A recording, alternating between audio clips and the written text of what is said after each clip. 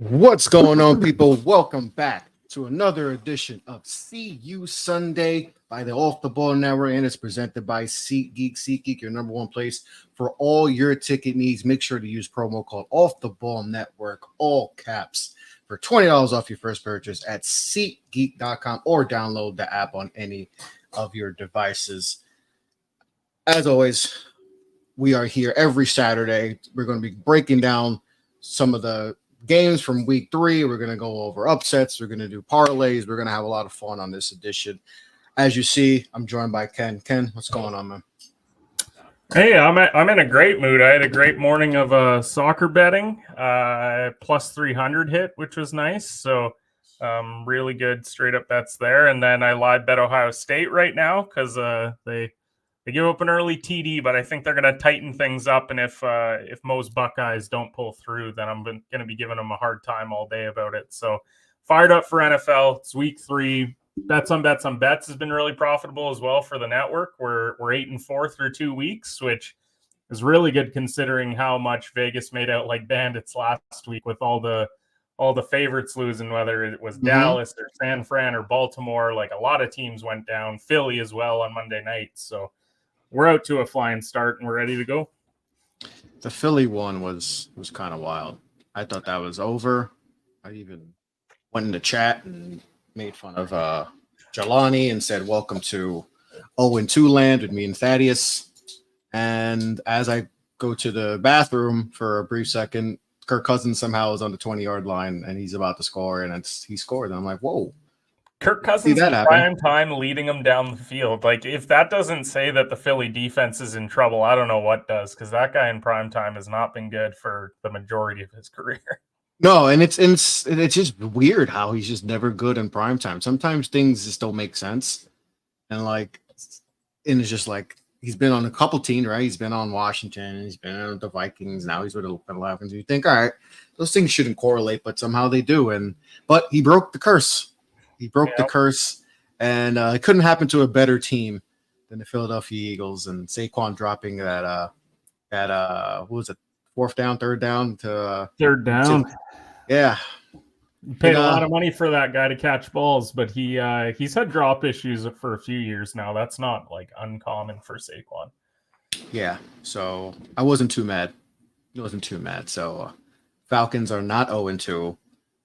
Jelani did get his victory nap, unlike some of us that don't have victory naps. And speaking of why are we letting 0-2 teams on the show? Downhill fast. It's crazy from a team that has more names than playoff wins in the last 20 years. You know what, though, Chris? You kind of have to hold that L because you just lost. You found a new way to lose a football game, which is actually scoring touchdowns and losing to a team that didn't have any. So that's talent, though.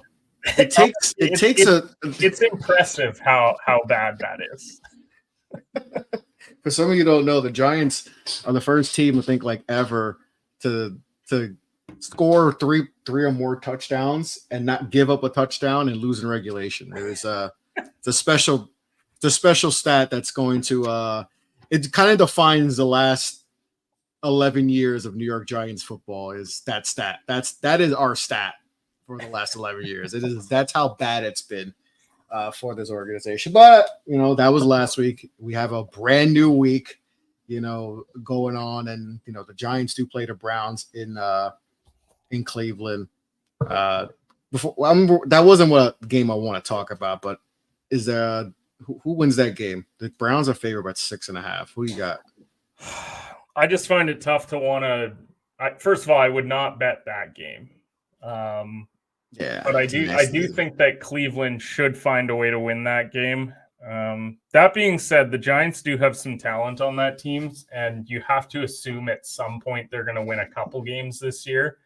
So it's all about picking spots. I don't know if that's going to be one because I think that defensive front of Cleveland's going to give that O-line some problems. But I think Cleveland wins. I don't know if they cover. I certainly won't be watching that game.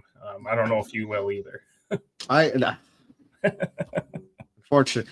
I just thought of a new thing we should probably start. What's the nastiest game of the week? That's going to be something we're going to create. What's the nastiest game of the week? Nastiest game of the week. Ooh, that's a tough one because I actually think there is a lot of good games on that slate this week. If I'm going nasty game of the week, I think it might be Bears Colts. I was thinking that too, yeah. And because this is a get right spot for both teams. Because Richardson was bad last week. Caleb's been bad through a couple weeks. Like Chicago's defense is pretty good. Indy's isn't very good, but you've got plenty of weapons on both sides. Like I would take the over in that game, which is kind of surprising at 43.5, but I think it's because it's a game that everyone's like, I don't want to watch that game, but it could end up being like a shootout where we get like 31-28 because neither team's particularly great. So I would say that's the nastiest one. It'll be interesting to see how Richardson looks, especially. Like Caleb's a rookie, he gets a bit of a pass. But Richardson, I mean, he was putrid against the Packers last week. Yeah, that was pretty bad. I could see also Titans Packers if Jordan Love doesn't go, that could be pretty nasty too. The only thing that helps that game is it's Malik going up against his former team, but at least in the press, he's been pretty complimentary of them. He said, look, I'm not going to talk badly about them. Like they gave me a chance and was thrilled to be a part of the organization. But there's that little bit of added, like you guys gave up on me real quick. And then you threw it to Will Levis, who has not looked great. So that'll be an interesting one. Yeah, that could potentially be one. But yeah, I was definitely thinking Colts, Bears. I think any game with the Panthers has to be a nasty game, right? We're gonna get Gardner Raiders, right? Gardner Minshew versus Andy Dalton. That's not exactly a barn burner there either. Yeah, that could potentially. But you know what? That also has potential to be fun. We don't know Andy. You know, Andy sometimes can just throw it there. We might see some interceptions, but that could be like a low key, like fun game ish. But yeah, I think Giants Browns is a nasty game too. That could be a for in the 20s type of game. Like it's just that bad. But yeah, those are definitely some. Yeah, Colts Bears are probably say number one. Both quarterbacks have struggled so far. You know, Richardson hasn't looked great, and according to some guys who root for the team, he's the worst person in the world. So this not playing good football right now, and Caleb has struggled so far. But yeah, that could potentially be a nasty one. But what are some of the storylines you're interested in heading into tomorrow's and Monday Night Football? You know, my focus is going to be on NFC contenders that slipped up week 2. How do they respond? So Philly, they obviously had their meltdown on Monday Night Football. Like they should be 2-0. Saquon catches the ball or you don't give up a touchdown in like 30 seconds, then we're talking about the Eagles being 2-0. Detroit, they kind of laid an egg against Tampa. I know Tampa's a good team, but you know, you lay an egg against them. Now you get the Cardinals on the road.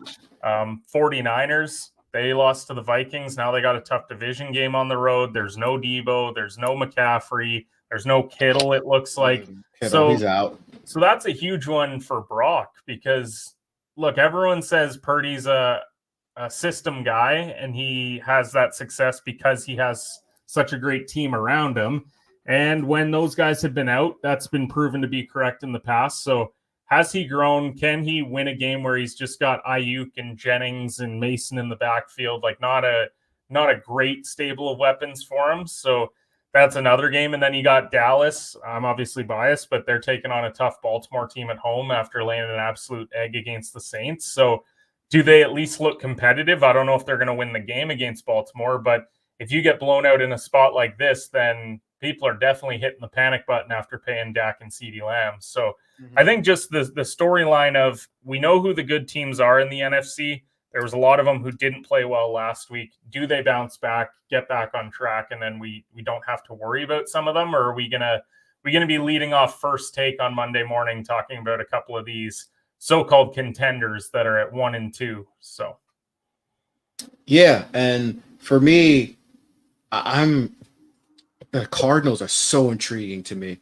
Yeah, they're such an intriguing team to me, and They're dogs at home versus the Detroit Lions, who lost to Tampa Bay last week, and their fan base just went absolutely crazy because now they're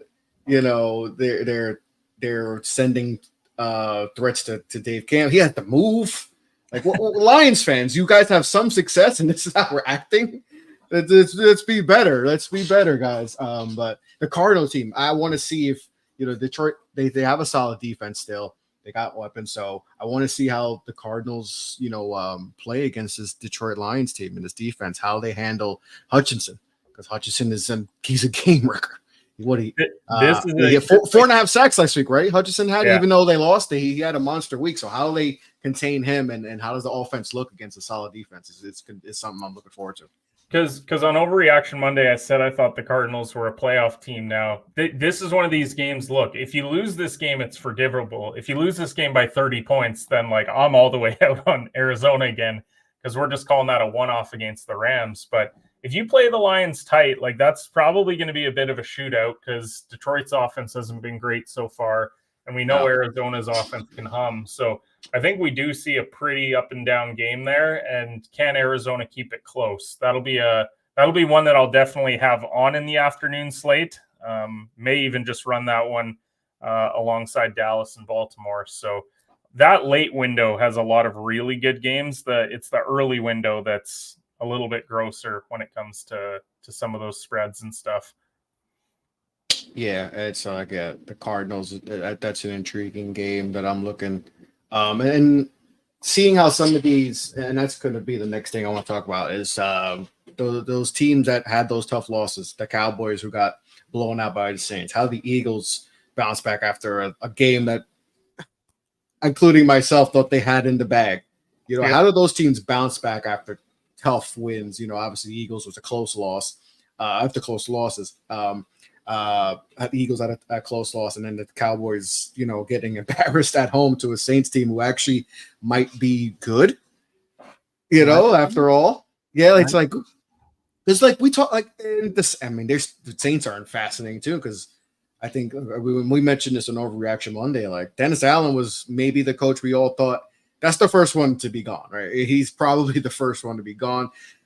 Derek Carr might get bent, they might try to see what they have at Rattler. It might be a rebuild time. They got a lot of older guys, long in the tooth. Kamara's getting, and then so far they've looked good. So it's like, maybe this is a team that, maybe the AFC South isn't, except for the Panthers, but the NFC South might be actually a good division after all. We all thought that might be one of the worst divisions, but they might be solid. So, so let's get into that. We got the Cowboys, we got the Eagles. What are the teams that we feel like have their bounce back week after either a tough start or a tough loss last week? Teams that bounce back this week, hey? I think the first one that I'm probably looking at, I actually think the Titans bounce back this week. Look, we know it's been close games. Both their losses have been close. We know that the offense isn't great, but I think you can definitively say they've got a top 10 defense in the league, because if Levis is looking that bad and they're still not giving up points, there's a lot to be said for that. And look, you're taking on a backup QB. You're at home. You've played a couple of tough games, and this does feel like a spot for them to get right. The AFC South, we know that it's basically the Texans and everybody else, but who's going to snag that second spot in the division? And I think the Titans do have the potential to do that with that defense. It's just, can they get Pollard involved? Pollard and Spears in the backfield. D-Hop has been nowhere to be found through 2 weeks. Does he bounce back? Is it Calvin Ridley's team now as far as the top wide receiver? He only has 3 targets, DeAndre. You can't have that. Not for a guy that, look, he's 32. I know he's on the back half of his career, but that's unacceptable for a guy like that to not be getting targets. And I know that part of that has to do with, facing some tough defenses the couple of weeks. But look, the Packers defense isn't anything spectacular. So get D-Hop involved, get some confidence going with the offense. Tell Will Levis to stop trying to play superhero, whatever he's trying to do with the football at times is very puzzling. And so I think that the Titans are one of those teams that really needs a bounce back spot. And for me, I need the Rams to show me something, because we know that it's going to be ugly for It could be it's going to bad. be ugly for a bit. No Puka, no Cup for multiple weeks. You got Tyler Johnson, you got Demarcus Robinson, you got Kyron Williams. Like, let's get the run game going. Let Stafford make a few throws. You're at home in a divisional game. If you drop to 0-2 in the division, you might as well pack it up and call it a year for the Rams. So show some fight against San Fran this week. I don't think that you have to win this game in order to prove anything to me, but you got to show some fight, because if you lose this game by 3 scores and San Fran doesn't have any of their weapons, then pack it up. McVay's year is probably done. It could be the begin. I think this is the official beginning of the end of the Rams run as being a playoff contender, or even a Super Bowl contender. I mean, that's definitely done, but a playoff contender. Their defense is really bad. Their receivers are all gone for a long time too. It's not like they're gone for Puka and Cup are gone for a significant amount of time, at least 4 to 8 weeks. Stafford he looks a little bit old. I think it's time to put the nail in the coffin on the Rams, and F them picks. It was a good run. It was a good run, but it's definitely time. It's definitely time to actually care about them picks and try to develop and get ready for that next phase. Whether McVay is a part of that, because wasn't it a few years last year where he's possibility of him retiring, which is crazy because he's in his 40. He's not old. The Rams, it could be rough, but the 49ers are just as banged up. They got a lot of guys out. Defenses looked too. So this could be a bounce back game for Stafford. Demarcus Robinson could have a game. He could be one of those fantasy sleepers because there's nobody else that they have. One of my favorite bets this week is actually Tyler Johnson to get in the end zone. This is one of these spots where you're looking for. Look, I think there should be some points in this game. I don't think it's going to be all Kyron and Johnson. He's plus 270. It's one of those plays that Betalytics really loves, which be sure to check them out and use the code OTBN for that. But yeah, he's one of those. If you're looking for a straight up TD play that's some pretty good plus money and a guy that should get some targets, because he got targets even when Cup and Puka were out there. So I think that's some really good value at plus 270 for Johnson to get in the end zone. Yeah, that's something that we can because they got to throw to somebody. Yeah, somebody's got to get the football. Somebody's got to get the football because they're losing bodies out there. So, but definitely a game that I could see Stafford maybe blinking it and getting having a nice game, because San Fran's defense has been leaky too. So it definitely could be a game where Stafford can find some, and maybe Kyron can get going. I think he's well under 3 yards a carry, so this could be the game for him that he gets that big game. He bounces back and has a big game. So we'll see what happens. Any other games you feel like teams could get a bounce back? Maybe. Well, I don't know if it's even a bounce back, but we need to see if they have any life. Miami, look, Tua's on IR for a reason. It sounds like he's not retiring like we talked about before. He is going to keep going, but he is going to need a few weeks to get his head right. So you're going to a tough environment in Seattle. Seattle's they're 2-0, but when you're playing Denver and you're playing the Patriots, are they a good team? Because both of those games are actually pretty close between those two. So yeah, if they're smart, you get A-Chain going. I don't think Mostert's going, so it'll primarily be A-Chain. And then can you throw a deep ball to Tyreek to keep the defense honest? And just you have the talent. You've got Tyreek. I think Waddle's a go as well. he's good. Just get. There's no Mostert's out. Mostert is out. Yeah. So you don't need to air it out because I think they're going Skylar Thompson. Yeah, he's starting. So if Thompson's starting, you don't need to be airing it out. You just need to get the ball in their hands, like do some end arounds with Tyreek, get a little creative, some wide receiver screens, like just get the football in their hands and see if they can make plays. But what happened is when he came in, and I mean, it's tough. You see Tua go down like that, and I think collectively Miami said this game's over. Yeah, for sure. But now you've had the full week and a half to prepare for this game. So he hasn't been terrible when he's been in there, and he's got the weapons. So show some fight. I think that's actually one where there's a lot of money on Seattle right now. And I don't know if it's warranted because I don't know if they're actually good or whether they've been one of those kind of schedule merchants through a couple weeks. Yeah. All right. Let's talk about a team near and dear to your heart. Dallas Cowboys. What Cowboys team do we see this week versus the Ravens? Because you know how it is. I thought that was the lock of the week. Cowboys are going to win by 6+6.5. Thought that was guaranteed, and it was not. So what Cowboys team do you expect to see versus a team in Baltimore who's 0-2 and really needs this win? Because going down 0-3 is not what you want if you're Baltimore. So what team are we going to see Sunday at 1 p.m.? Ken? So fun fact, this is the first time Dallas has been a home underdog since September 2022, and that was when they played the Bengals, and they didn't have Dak. That was a Cooper Rush game. So they're not used to being dogs at home. At home, no. But you're taking on a team that was the 1 seed in the AFC last year. They're 0-2. They're pretty desperate. They need to get a win here. We knew that Baltimore's schedule was tough out of the gate. And look, I think it's going to be a close game. I don't know if Dallas is going to win the game outright. I was actually kind of hoping that we would see Baltimore maybe get to like -1.5 or -2 so I could get like some plus money on Dallas. So at least if I'm betting them, then I'm kind of doubling up if they figure out a way to win. But look, the Ravens offense, they can't stretch the field right now. There's no Duvernay there anymore. They're relying on Rashad Bateman to go deep because all the other routes are underneath to likely Andrews and Flowers.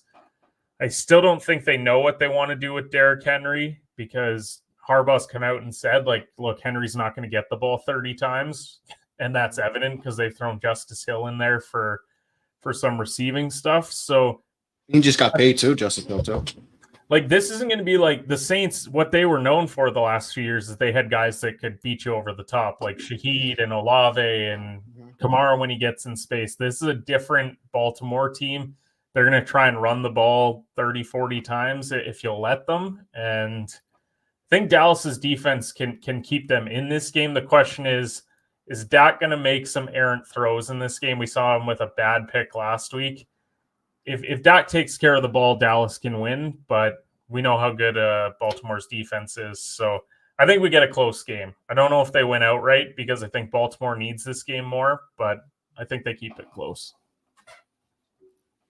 Yeah, I think this is going to be a close game. I think Dallas pulls this one out. I think they pull this one out. Like I said, they don't have to worry about. Baltimore drops to 0-3, and you think that everyone's hitting the panic button after this week? I don't know if there's going to be a panic.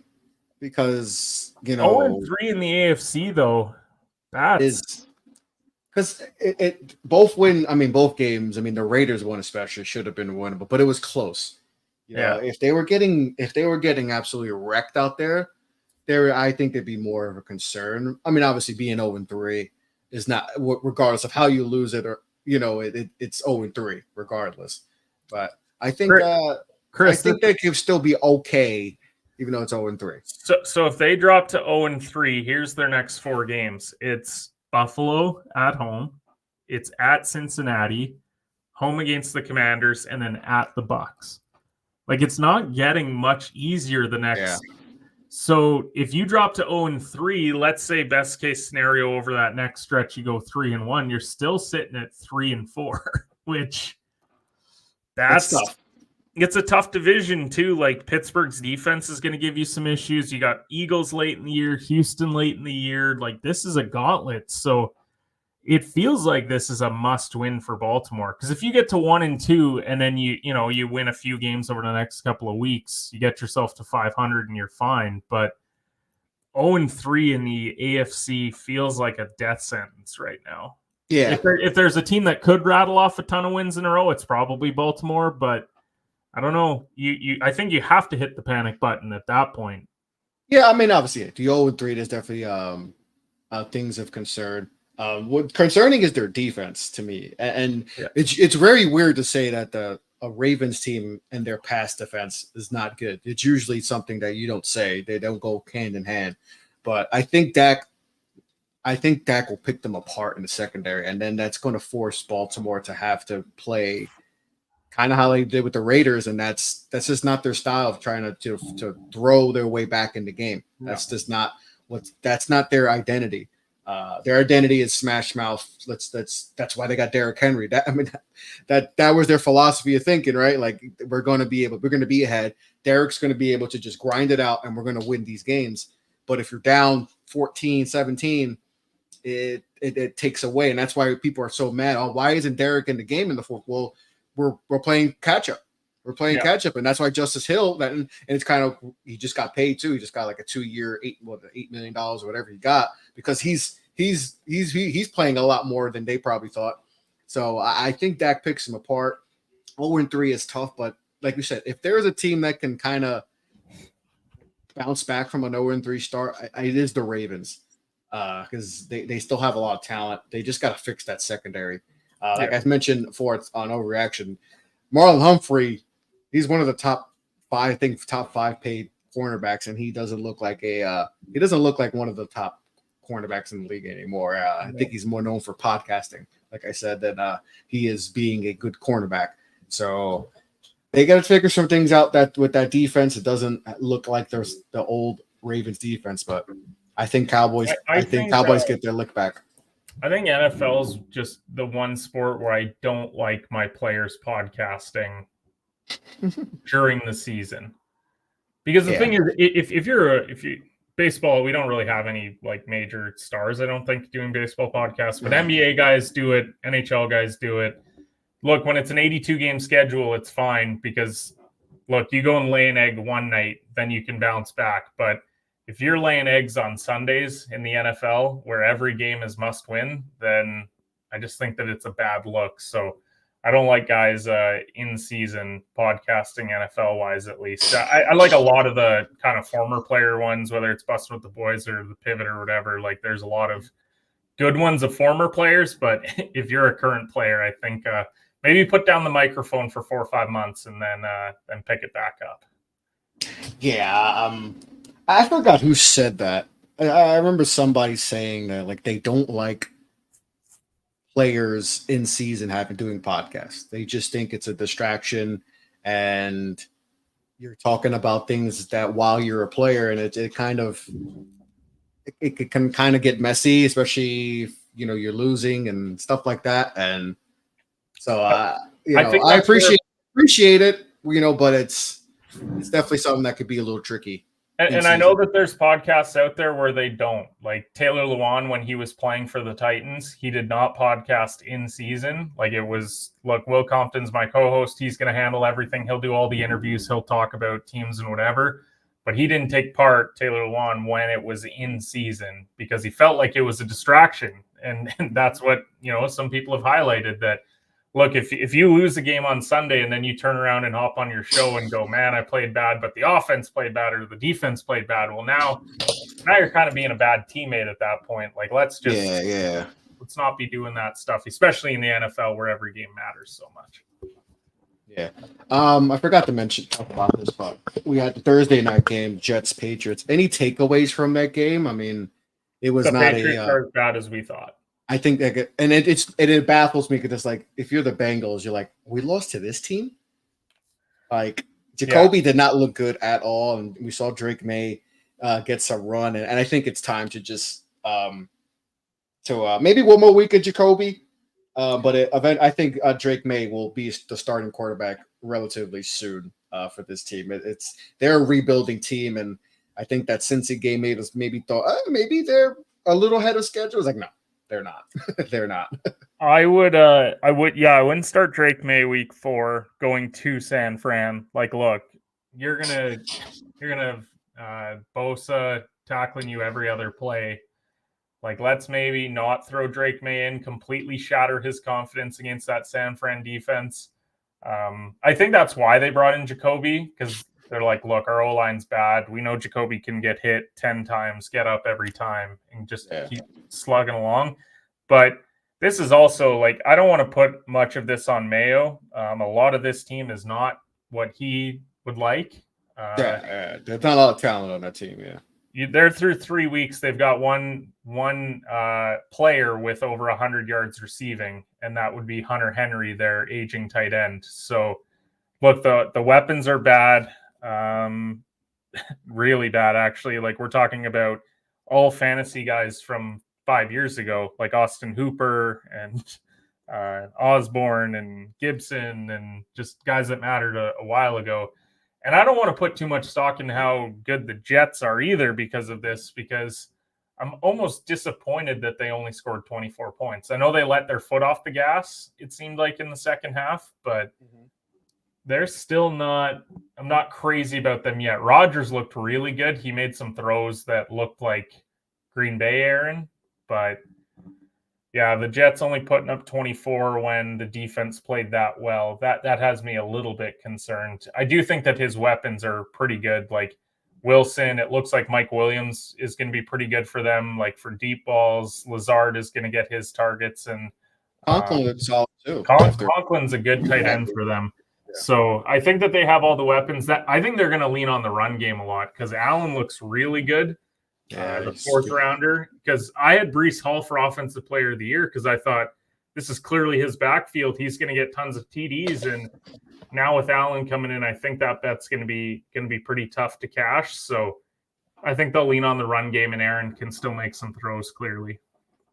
Yeah, he still has some zip on it. Allen looked good. I think he's only 20, right? He's the youngest player in the league, right? He showed some. He showed some burst, but not much. The Patriots aren't as good as maybe we thought. Drake May season is almost upon us, and they're a rebuilding team. Not a lot of weapons outside, but the Jets. I don't know how the Jets. They took care of business. Like I said, I felt like they left points on the board, but they only 3 points allowed. They're 2-1. That's what matters, right? And they're 2-1. And Aaron Rodgers is still playing. They won the games that they're supposed to. If you lose to the Titans or the Patriots, then we're having a way different conversation about the Jets. But we expected them to lose to San Fran, so they're probably right where most people would anticipate they would be through 3 weeks. Yep. And like we say, a win is a win. So they took care of business on Thursday night against the Patriots, 24-3. All right, Ken. Let's talk about. We're going to do our pick 4 segment. I got 4 games on the slate. We're going to go through this. We're going to go with the first game. Vikings versus the Texans. The Vikings are at home. The Texans are a 2-point favorite. Who we got? Oh, man, this is one that I'm avoiding like crazy, especially betting-wise, because no Joe Mixon for Houston is going to be tough. Yeah, and Nico's banged up too. He was questionable, but he will play. But he is banged up too. So I think they're going to Cam Akers for running back. Yeah, so that's not great. Yeah. Houston's defense hasn't really been like they gave up a lot of points to the Colts still, and like Chicago, they didn't really give up much. So I don't know what to make of their defense. I'm probably going to lean Minnesota here at home. I think Darnold's looked really good through a couple of weeks. I know he has a couple picks, but he's also got 4 touchdowns. So he's making the throws that he should. It looks like they're not going to have Addison. They will have Jefferson this week, though. So I think as long as you have Jefferson, you got Jones in the backfield. Like that's a scary team. And I think that they'll cause some issues over the top. I would take the over in that game if I'm betting anything. 46.5 feels a bit low because I don't think either defense is going to hold these teams to under 20 points. So I think we get something like 28-24 or 28-21. Yeah, I think we're going to see CJ Stroud have to unleash this week. Obviously, both running backs are out. Cam Akers, I would not want to rely on Cam Akers to run the ball. I would not trust him with this. He has some fumble issues. So I think this is a CJ Stroud game where he's going to have to put his team on his back. And we're going to see Sam Fling. And yeah, I think we should see some fireworks. I think this could be maybe, one of the highest score games of the week. Both teams are just going to sling it. So, this should be a fun game. The bet that I like the most for this game actually is Tank Dell. Dell hasn't been involved the first couple weeks. No. For him to score in this game is plus 150. But I think if you're looking for an even better one, his longest reception of 21.5. I think have a bomb in this game at some point. So I'm probably going to bet him for his longest reception and a touchdown. That would be the bet that I'd go with. Yeah, he hasn't been, and we kind of expected that, like, especially when they got Diggs, that he would maybe be the one that has to endure, not as many targets, and but they got to get him in the ball too, because he is a he's a playmaker, so they got to figure out how to get him the ball more. All right, so you're going with the Vikings? Yeah, I'll take the Vikings. Take the Vikings at home. You know what? I'll ride with you. I'll ride with the Vikings.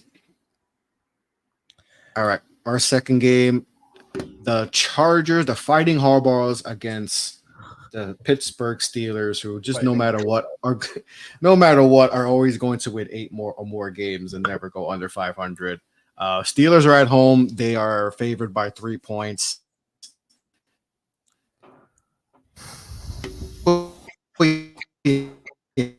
Yeah. This is another one that is I don't love it. I'd probably back the Steelers, but I think it's because we might overvalue the Chargers a little bit through 2 weeks. Again, like you beat the Raiders at home and then you went to Carolina and beat them. I don't think that defense is anything stout. I think the key to this game is can Pittsburgh create a couple of turnovers at home? No Russell Wilson still, so you're leaning on Justin Fields, who hasn't been great. Yeah, I'll take Pittsburgh. I'll take them on the money line. I wouldn't take them on the spread. The money line's minus 150. Kind of hope that there's a lot of Chargers money that comes in, so that dips a little bit. But I bet the Steelers last week. I'll probably bet them again this week. And we don't even know the status of Herbert. I know he's questionable, but there's been some reports saying he probably won't even play. Yeah. So that's going to be the thing. I like Pittsburgh in this. The defense is going to get after the Chargers. If you're the Chargers, you probably don't even want him to go, right? Not with TJ Watt, no. Like, no. If we're talking about them, like I would be like, no, Justin, I don't care how good you feel. Like you're not taking any of those shots. We're just gonna sit you. They would have to go to one of Easton Stick or Taylor Heineke. I don't know who the backup is there right now, but it wouldn't be great either way. And if they were to win this game, it would be because of Dobbins, because he's actually been really good for a couple of weeks. But the Steelers are good against the run, so it's like, yeah, that's the one thing they're really good at. I mean, this could be a very low scoring game. I think the over under is at 34.5. I mean, even that number is like, yeah, I could see that being a very ugly game, especially with Herbert potentially being out. 34.5. That's low. I mean, I know it's low, but it's still like, oh man. That's one where if you bet the under and then first quarter you get a bomb of a TD, you're like, damn it. But but I don't think either team would be capable of that if they don't have their starting QBs. So yeah, I don't mind that. Yeah, and we haven't seen that even with both quarterbacks, upright that downfield game. So this could be a nasty one, but I'll take the Steelers at home. Justin, hit the high ankle sprain, he's questionable. I would think he probably will try to play, but I could see him being very limited, try to be run heavy with Dobbins and Gus, try to run the down Steelers, but the Steelers are a top 5 run defense. So that could be a tough one. So this, I don't know if I would play the under because that's freaking low, even low for this type of game. Yeah. But I would take the Steelers, and then I think they would cover. I think they'll cover. So I would take the Steelers and the points. So all right, our third game I'll pick them for Eagles versus Saints. The Saints are at home and they're a 2.5-point favorite, which is I did not think that going into the season that this would be the case, but the Saints are coming in. They are the number one offense in the league. They've been putting up points like crazy. The Eagles had a tough loss last week. We talked about that earlier in the show against the Falcons. So Eagles, Saints, we got. I'm going to take the Eagles here. I'm trying to look at this objectively, and I don't think that just overnight Derek Carr got really good again, and that Kamara's going to. That's what I'm saying. Right? I don't think that Kamara's going to score 4 touchdowns again. I don't think that the Eagles are going to let Shaheed get one over the top like that. It feels like they've got out to 2 flying starts. One was against a bad team. One was against an unprepared team. Eagles on a bit of a shorter week. That would be my only concern, but I'm probably going to back Philly because I'm still in the boat that the Saints aren't good. This is a 2-week outlier. And look, if they beat Philly, I will eat my words. I've already probably eaten my betting slip with Dennis Allen being first coach fired, but You might get an extension. Yeah. And then I'll complain to my bet sportsbook and say I thought that it was first coach to get an extension. Yeah, you can flip it. Just flip it easy like that. So yeah, I'll back the Eagles here. Yeah, I'm with you. I still don't think Carr is great. Yeah, like I still think the Saints team just I don't know. They're just riding off a real high. They just happen to have 2 of the really highest of highs. Against the Panthers and the Cowboys. It was impressive. But I know they're home, and I hate to pick up the Eagles, but I think the Eagles bounce back. And if they don't, I would bet the under in this game. It's 49.5. Yeah, and that's a lot of points. That's a lot. I might be on with you that I'm going to take the Eagles, and then the 2.5. So I think the Eagles they win this game. But yeah, the under on 49.5 definitely intriguing because they're there's times where the Eagles look like the best team in football. Like if you just watch them, you're just like, man, how isn't this team not just rolling through everybody? Like they have the weapons on the perimeter. They got a good tight end. They got even with Kelsey. I didn't want to say his name. I'm so mad I just even said his name. But even without Kelsey, the greatest center ever to even, I think he's even better center than Wilt Chamberlain and Shaq. That's how good of a center he is. Apparently to ESPN, he's the greatest center no matter the sport. Even hockey. I don't know who's a great center in hockey, but he's the best center to ever play center ever. Chris, let's be smart about this. We know that talking about the Kelseys gets clicks. What did we think about Monday Night Football? Of it basically just being sickening. It was sickening. So I heard the explanation of why he was up on stage with that Loud Luxury, I think is the DJ's name. It was because he got there like too early. He was there a half hour early, and so he didn't really know what to do. So then he kind of just started jamming along. I just think that I was on Kelsey overload, like big time. It was the commercials, and then he's on the halftime, and then he's up in the booth, and it's like, man, how much Kelsey do we need? This is ridiculous. But the worst part is, all right, you want to do pregame stuff for him to get, okay. But then like when he gets to the booth with Troy and Buck is, there's words I could use, but I'm not going to. But it was as the kids like to say, a lot of glazing. I thought he was on the Hawk Tua podcast when he was up in the booth. You would have thought they had George Washington on there. Like they were just like, oh my God, we are in awe of this, the greatest center of all time. Blah. I'm like, it's just Jason. It's just an offensive lineman. Yeah, you thinking, yep. You would have thought this was Walter Payton or Jerry. It was crazy. It was just too. And Joe Buck is. Listen, I'm a Yankees fan, and we have our issues with Joe Buck and how and even Giants, like the way he called the Super Bowl with the catch, it was like no enthusiasm at all in that Super Bowl. And it's just like, well, you don't show enthusiasm for the Super Bowl, but for a week 2 football game with Jason Kelsey, you're glazing. It was awful. It was sickening.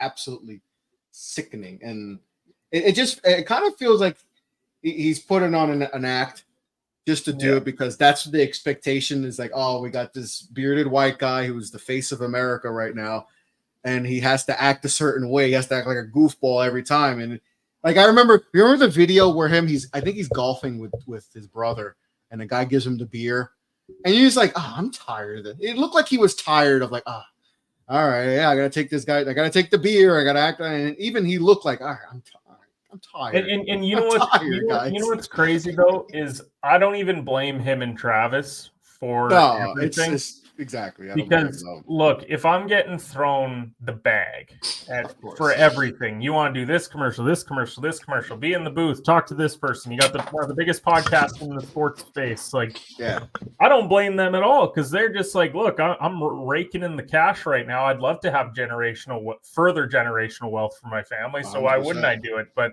man, I used to really like Kelsey, and coming from a Dallas fan, that's tough to say, because I thought that he's just kind of a regular dude that worked really hard. But I'm oversaturated with Kelsey content, and I don't feel like I should be tuning in on Sundays for the NFL, because there's so much going on. Yet here he is. As long as Philly doesn't have a primetime game for a little bit, I think I'll be all right. But it's just too much. And you know how it just seems like the NFL just like, they think this is what people want, and it's like, no, we actually want less of this, a lot less of this. And it's like, all right, guys, we get it. You did it even when the Bengals Chiefs with Taylor.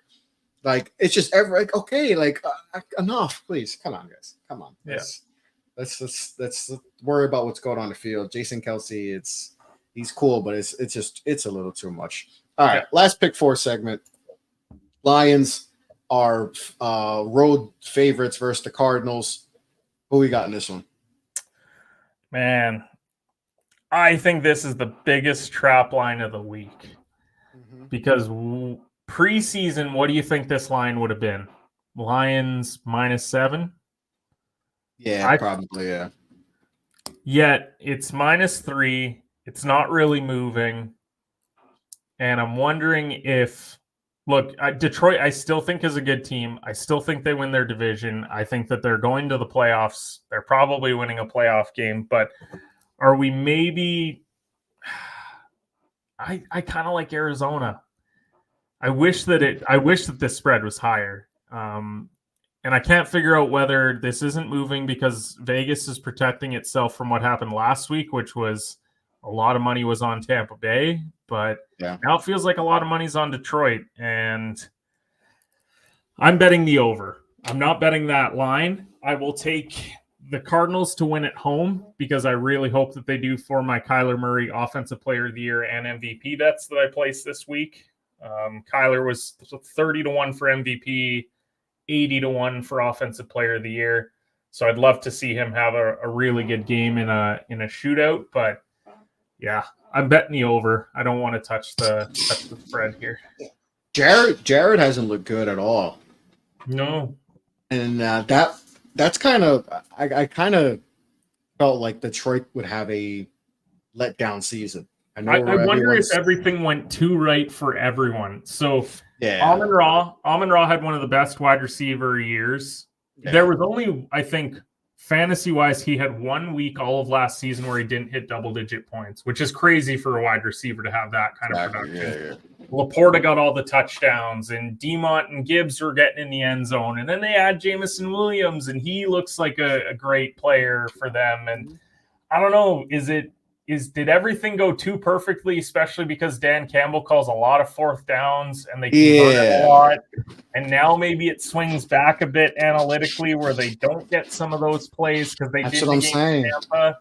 And now you're going into Arizona, which, look, it's an offense that can keep up with your offense. Like, yeah, it's tough. I don't know what to think of this. Yeah, and that was my thinking before the season. I was like, I know everybody's making maybe having the Lions as a sneaky Super Bowl team. I mean, they were a few plays away. I mean, they were all big in the NFC Championship game, but that was last season. And I was like, those, a lot of those things that worked in their favor, like you said, Dan Campbell going in front of all those fourth downs, it also can backfire the next season. And Jared hasn't looked good so far, and he's getting paid a lot of money, and they paid Almon. Hasn't looked great yet. So Laporta hasn't been involved as much as we should. As last year. The defense is especially another secondary that hasn't looked good, and now you got the Cardinals coming in, whose passing game has been on fire. I think that there's a lot. I wouldn't say a lot of pressure, but the Detroit, they gotta get this. They gotta get this. The Detroit schedule is not easy too. When you win, we know when you win a division, it's hard to repeat as a division winner. You drop to 1-2, and let's say that Minnesota figures out a way to beat Houston. Now you're 2 games back, and it's not going to get a lot easier when you've got Dallas and Houston and Buffalo and the 49ers and all your division games. Like, this is kind of a they need to have it spot if you're going to keep pace in this division. So I don't know. I'm betting the over. I really hope that we get like 35-31. That's my ultimate hope for this game. All right, that's our pick 4 segment. Who's on upset watch? Who is on upset watch for this week? I kind of mentioned it earlier. I think that Seattle's on upset watch. Look, 2 wins, but not against great teams. Miami's still got weapons. They've got a defense that can create turnovers. I know Seattle's a tough place to go and win, but if I was looking for a straight up money line upset winner, plus 180 on Miami is really good value, I think. Even with no Tua, I think that they have so many weapons that I would lean Miami for upset watch. I got you there. That was the one I was thinking with the upset, so I'm with you on that one.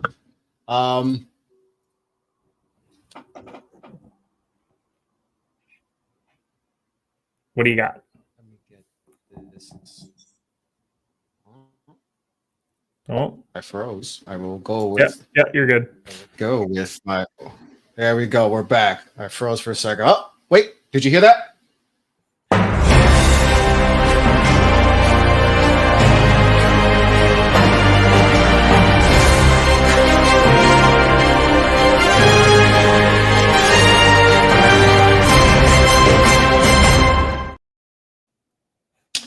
That's the breaking news. Will Thad end the streak 0-5 to start the season? As you guys know, if you haven't heard, it is the longest losing streak to start a season, a non-victory nap for any OTBN member at 5 in a row. Does Thad get to go to sleep Sunday? No, not even Sunday, Monday. So we got to wait till Monday. So I have to wait another day. They play because they're at Buffalo. If we had to talk about upset watch and pick a second one, I think Jacksonville could. I was thinking the same thing too. So here's something and this is something that if you're looking to pick for your pools and whatever else you do, because I do a pick them every week. Buffalo is 72% of the bets on them to cover that -5, which is a high number for a game like that. And the line isn't moving at all. It is staying at -5. So I think at the very least, I'd bet Jacksonville to cover, but I think they have an upset potential there as well. I hope for the love of God that Florida State can win today. Unlike you, I don't take sick pleasure in watching Thad deal with insomnia. But I am hopeful that he will get some sort of reprieve today, get a little bit of a victory nap before Monday, because Florida State's -2.5 today. So I'm going to bet Florida State to side with my guy Thad today, but I don't know if it's going to pay off. Florida State plays Cal. Cal is a member of the ACC, which is still freaking weird. Yeah, isn't that bizarre to hear that? I mean, they'll probably be back in the Pac-12 since the Pac-12 they pulled an Undertaker and they're coming back from the dead apparently. Cross country travel's got to be tough too for a game like that. Yeah, to and Florida. that's like for Miami. Like I think we go to Cal, so that's like the one game on the schedule where I'm kind of like, is that the game that picks us up? Like so that's a weird trial. But does Thad get the victory? I think it ends today. I think he'll get his victory nap today. I don't know about Monday night. The streak may just be one, so he might have to not have restart. But I think the streak ends 0-5. I think it ends today. Thad will get his victory nap today and finally be able to rest up because it was so bad that Thad thought the Giants won against Washington in the chat, and I was like, "What are you talking about? We lost the game," and he was like, "Oh." I was like, "You need a nap, buddy. We got to get you a nap." I'm actually low-key rooting for Thad and Florida State to win. I think they win and they cover. So Thad gets his victory nap. Our last segment of the day, and appreciate everyone tuning in. Make sure to go on over to SeatGeek.com. No one place for your ticket needs. Promo code Off the Ball Network, all caps. Our touchdown parlay. Okay. What we got in store, Ken? Who's getting in the end zone this week? All right. So got to give a quick shout out to Betalytics. Use code OTBN for 25% off. These are 3 touchdowns, all graded at a B grade or better. One of them is even an A- grade, so they really like one of these. So first one, I'm backing David Montgomery in that Lions game. I know it's tough to predict with the Lions who's going to get in the end zone any given week, but it does feel like if they get down to the goal line, DeMont is their guy. He's minus 120. I don't think Arizona's defense is particularly great, so I still think that there's some value to be had here. So I do like DeMont at minus 120. I like Zamir White at plus 110. You're playing Carolina. Look, do I need to explain more? You're playing Carolina. It's not a great defense. You should get a rushing score at some point out of White. So I think that he's great value there. And then we're throwing in a wide receiver, and we're backing Caleb Williams, which is a terrifying thought. But I'm backing Caleb Williams to throw a touchdown to DJ Moore this week at plus 150. They're at Indy. Indy isn't a great team. I think that we're going to see a little bit of a shootout there. So David Montgomery, Zamir White, DJ Moore, you parlay those together, it's plus 885. So really good value there. Take advantage of some of your sportsbook too, depending on who you have, because I know that they do a lot of like 30% boosts and all that stuff. I think FanDuel has one there. A plus 885, you boost that up to around plus 1200. I think that you'll be really happy with value like that, or even plus 1150. So I like David Montgomery, DJ Moore, Zamir White. Let's cash it. All right, we're going to be riding with that. That's going to be our OTBN touchdown parlay of the week. I will post that on the OTBN X account, so make sure to stay tuned on that. But that's going to be it for See You Sunday. Make sure to watch See You Sunday every Saturday on the Off the Ball Network YouTube channel, on Facebook. Make sure to check out Overreaction Monday every Monday before Monday Night Football. Remember, this week we got 2 Monday night games because the NFL really wants to mess with us and put them on essentially the same time. So that's always smart. But make sure to check out that. Make sure to check on Bets that you can catch tomorrow. Also, with Walker and Ken, they'll give you all your betting things you need to get you set and try to win you some money. And make sure to check out all the great work at the Off the Ball Network. You could check out all the links below in the comment section. So on that note, be well, be safe, take care. We out.